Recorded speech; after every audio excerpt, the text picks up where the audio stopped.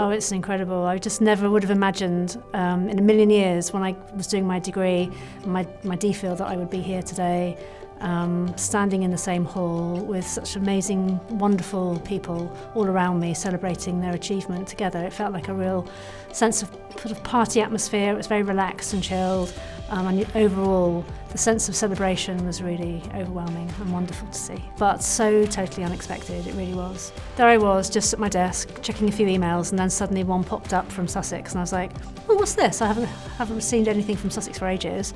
And then there was this letter from the Vice-Chancellor, and I was like, what, to me?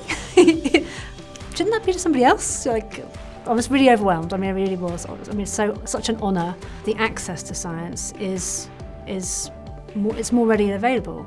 So you've got, you know, different websites, you've got YouTube, you've got a tremendous number of channels and opportunities to engage in good, enriching science in a way in which maybe a generation ago you wouldn't have access to that. You'd have to wait for the programme on at 9 o'clock on BBC One, and that was your science for the week.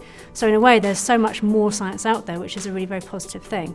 I think the downside, though, or the challenge, is to navigate your way around what is a credible source of information and what is lies, so objective it just really couldn't be made up.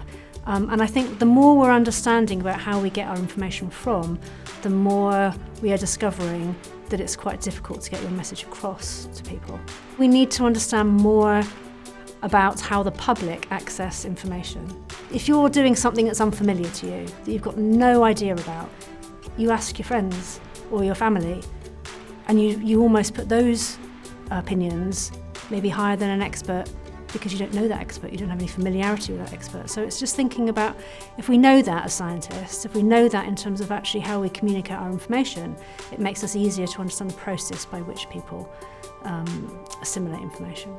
I think, as I mentioned in my speech, it is thinking about the effect that you have on others when you're going through your journey.